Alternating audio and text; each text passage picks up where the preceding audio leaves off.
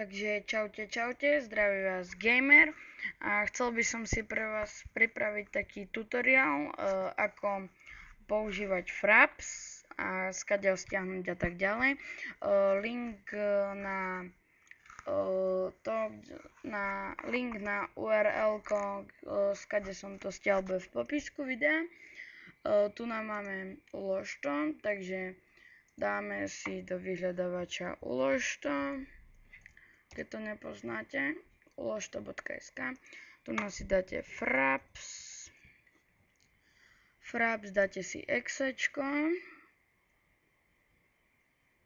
chvíľku počkáte, potom si vyberiete nejaký ten odkaz, dajme tomu tento, tak,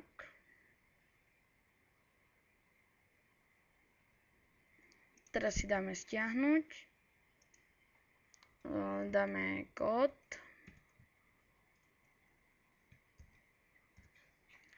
stiahnuť,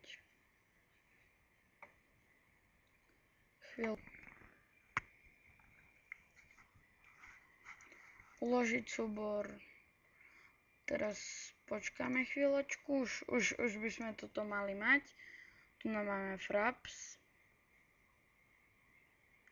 Ešte musíme počkať, kontrolujú sa, či tam nie sú žiadne vírusy. Teraz to máme, takže klikneme si na to.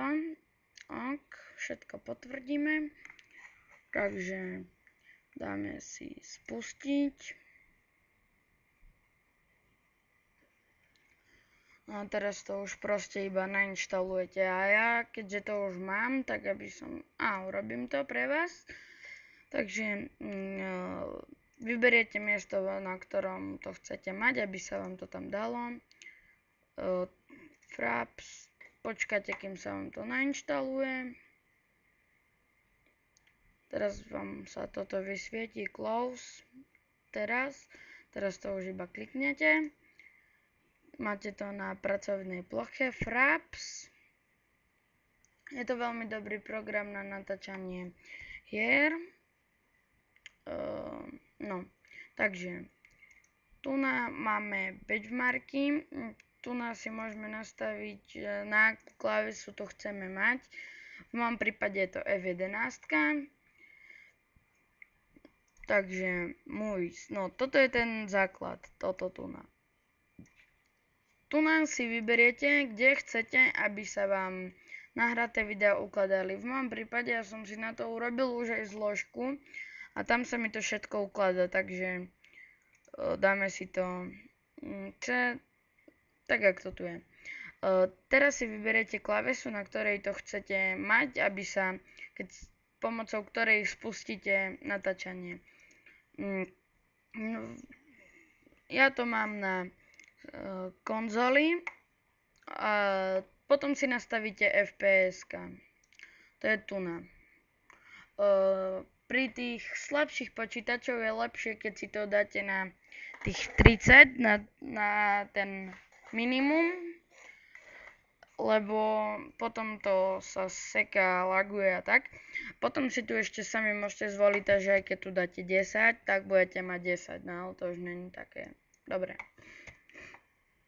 60 sa oplatí, keď chcete spomaľovať videá, zrýchlovať ich a robiť tam hociaké také blbosti. No ale tak mne sa hodí tých 30. Tu si vyberiete full size alebo half size. To je to, že full size je v plnom rozlíšení, half size je v tom menšom. Tu máme toto, keď si zafejknete, no tak videá sa vám budú strihať po 4 GB. Ja to veľmi nevyužívam, tu si vyberiete, či chcete aj nahrávať vaše zvuky, aby vás bolo počuť. Na to je tu toto, record sound. A teraz screenshoty, tiež si nastavíte, na akú klávesu to chcete mať. Potom si to vložíte do tej zložky, alebo proste kde to chcete mať. A to je tak asi všetko o tomto programe. Je veľmi dobrý pre natáčanie videí. Neviem, či som už vravel, link budete mať v popisku videa. Takže to je asi všetko. Na budúce by som mohol natočiť tutorial, ako vytvoriť vlastný server na SAMP cez Hamachi. Je to veľmi ľahké. Potom vkladanie modov cez GGMM alebo IMG Tools. To je tiež veľmi dobrý program. A to je asi všetko, takže ďakujem a ja sa s vami na dneska lúčim a keď od vás dostanem nejaký ten like, subscribe, tak budem veľmi rád. Takže čaute, zdraví vás gamer.